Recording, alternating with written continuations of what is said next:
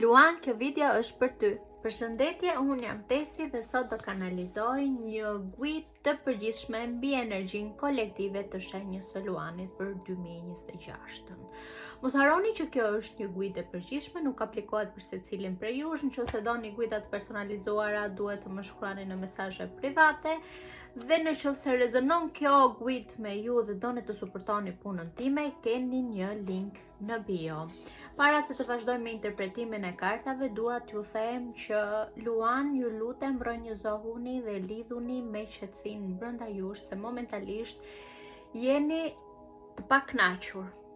Çdo gjë që ju servir, çdo gjë që ju jep kjo jetë, çdo mundësi, çdo oportunitet, keni një pakënaqësi dhe kjo pakënaqësi nuk ka të bëjë me gjërat jashtë jush, po ka të bëjë me diçka që ju jeni të pakënaqur me veten tuaj, gjë që ju pengon dhe për oportunitete të reja të vinë drejt jush. Zgjidhni lëmshin që keni brenda jush, se përndryshe nuk do dini kurrë se çfarë doni, nuk do keni qartësi dhe mungesa e qartësisë do thotë dhe mungesë manifestimesh, pra gjërat e mira që ju doni nuk do vinë drejt jush. Kështu që mblidhni veten, ftillohuni pak edhe ndriçoni ashtu siç dini ju të bëni. Kalojmë tek interpretimi i letrave. Momentalisht jeni në një luftë të brendshme dhe ngjan sikur kjo luftë do zgjasi edhe për ca kohë. Nëse ju nuk bëni zgjedhjet e duhura, nëse ju nuk bëni reflektimet e duhura, nëse ju nuk stoponi së marri pjesë në çdo betejë, në çdo luftë të mundshme, më vjen keq, për energjia juaj do jetë gjithmonë e cunguar, energjia juaj do jetë gjithmonë si të thuash e rënduar, e skarikuar. Keni nevojë të ktheheni tek qendra juaj e brendshme dhe të ndaloni këtë luftë të brendshme me veten tuaj. Ndoshta për dikë prej jush apo disa prej jush është duke bërë një luftë të brendshme mendja dhe shpirti. Logjika apo zemra, apo logjika dhe ndjenja. Mund të keni një luftë midis jetës tuaj personale dhe jetës tuaj profesionale. Ju lutem, kushdo qoftë kjo luftë brenda jush, këtë vit jeni të supozuar për t'i thënë stop kësaj lufte dhe të dhuroni vetes tuaj qetësinë që ju meritoni. Kjo është një luftë që vetëm ju mund ta ndaloni dhe ndoshta mund ta ndaloni duke u lidhur me pasionin tuaj të brendshëm, me atë arsye që ju çon nga krevati plot gëzim, lidhuni me artin, lidhuni me shpirtin artistik brenda jush, gjeni arsye për ta gëzuar këtë jetë dhe nëse s'keni, krijojini këto arsye, gjeni nga skutat më të errtash të shpirtit tuaj dhe mbusheni ditën tuaj, jetën tuaj, shpirtin, mendjen dhe zemrën plot me gjëra që ju kënaqin. Duhet të bëni reflektim shumë të thellë me veten tuaj këtë vit dhe të kuptoni se çfarë janë këto gjërat që ngacmojnë pakënaqësi brenda jush, sepse përndryshe do çoni energjinë tuaj dëm. Sa më shumë qëndroni ju në këtë luftë, aq më pak do keni qartësi se ku duhet lëvizni, se ku duhet të shkoni, dhe nëse do ju jepja një mesazh tjetër intuitiv, do ishte zgjidhni betejat që merrni pjesë në këtë jetë me shumë kujdes. Jo çdo betejë është e juaja për të marrë pjesë.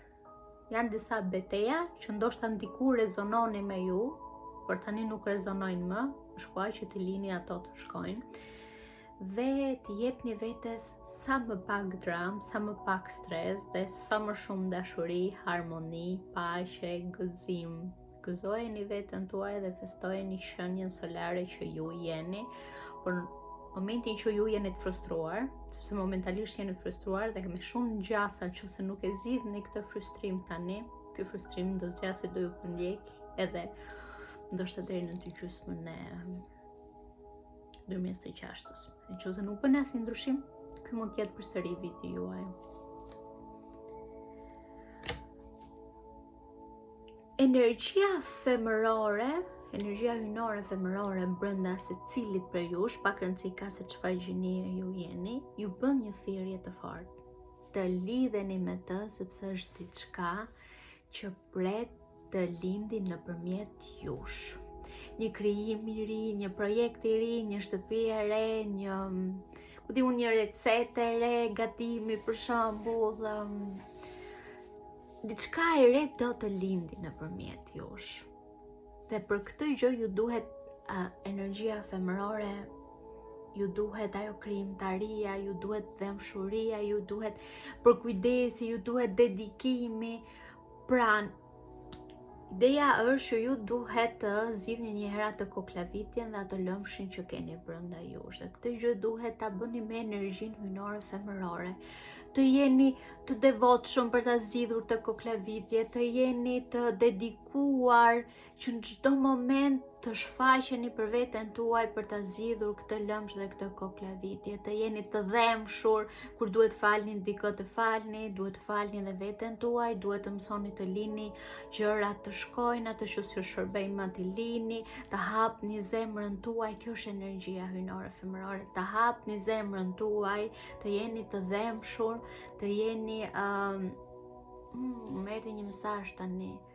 Këtë vit duhet të jeni mamaja e fëmijës tuaj të brendshëm, duhet të lidheni me fëmijën tuaj të brendshëm dhe t'i dhuroni vetes një fron të ri, t'i dhuroni vetes të fronin që ju përket, dhe kësaj here të vishni një fustan të bukur, po flas në mënyrë metaforike tani, të vishni një fustan të bukur, të vishni vetë me fustan, duhet të them të vishni veten me ato bukuritë e jetës, rehatin, në ëmbëlsin, në gjëra që shkojnë lehtazi. Pra, në momentin që ju rregulloni koklavitjen tuaj, më besoni që gjërat do rrjedhin më natyrshëm, më bukur dhe më prosperitet do vi për ju. Lidhuni me trinitetin tuaj të brendshëm dhe gjeni harmonin brenda jush dhe çdo gjë më besoni që do manifestohet njësoj ashtu siç shpirti juaj dëshiron. Ai apo ajo gjëja që ju bllokon juve këtë vit apo do ju bllokoj, nuk është ndonjë forcë e jashtme, jeni ju, kështu që mos e ndaloni më veten tuaj të realizoni çfarë doni ju. Vazhdojmë te paterna që duhet fokusoheni ju këtë vit. The X-Stone, shko sa energjie përbashkët është me The Empress. Është një grua që po lind. Duhet të lidheni me se s'bën këtë vit me energjinë tuaj krijuese, me energjinë tuaj hyjnore femërore. Ka një mitër kosmike brenda jush që po vdes të lindi diçka të re dhe kjo lindje është shumë metaforike dhe specifike për secilin për jush, është e ndryshme.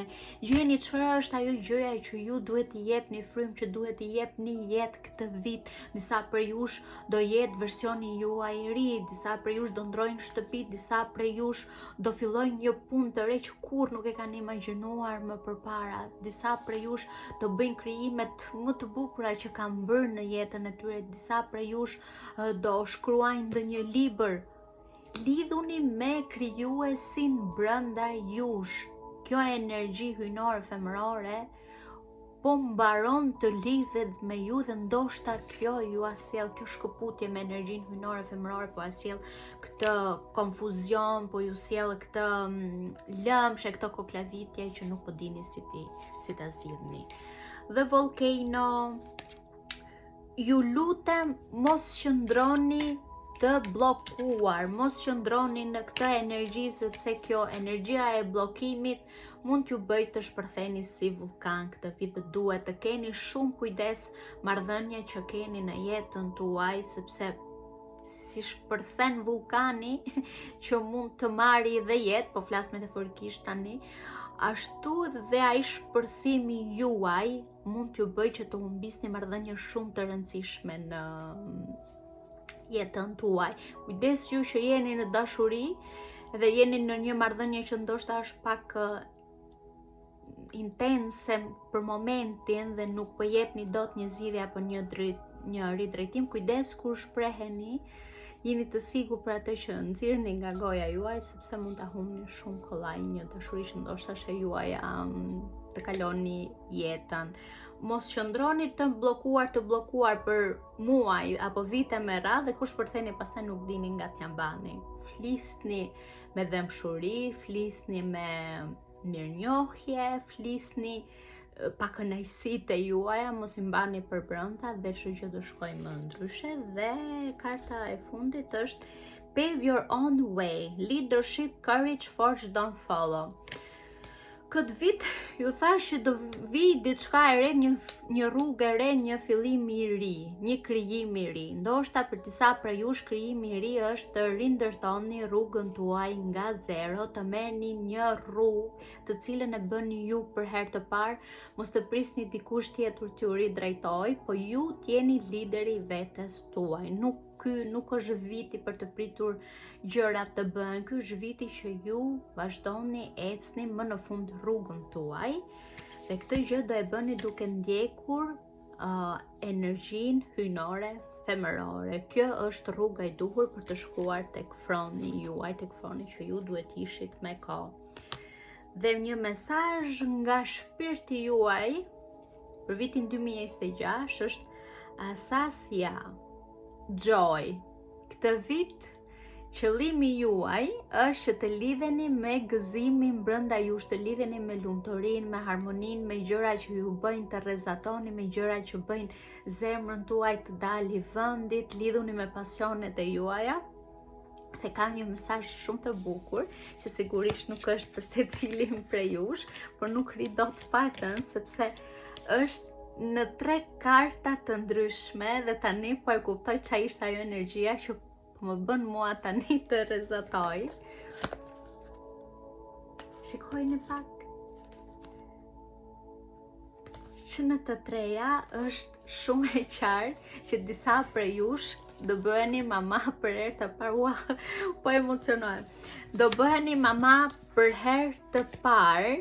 Shumë të tjerë do ke një punë të re, këto gjëra që i thashëm më përpara, pa ama për disa prej jush të nisni një rrugë të re, do thotë që ju do bëheni me një fëmijë. Jam shumë e lumtur për ju sepse disa prej jush ndoshta mund të kenë shumë kohë që kanë pritur të bëhen mama për herë të parë, ndoshta disa do bëhen për herë të dytë apo për herë të tretë. Ju lutem, lidhuni me energjinë hyjnore femërore sepse kur lidheni me këtë energji vetëm mrekulli vin në jetë dhe jepini vetes shansin të gjeni lumturinë tuaj dhe ta shndroni vitin 2026 në një hap shumë të rëndësishëm drejt jetës tuaj më të mirë. Unë ju uroj një vit të mbarë dhe do shihemi në guita të tjera. Paçi!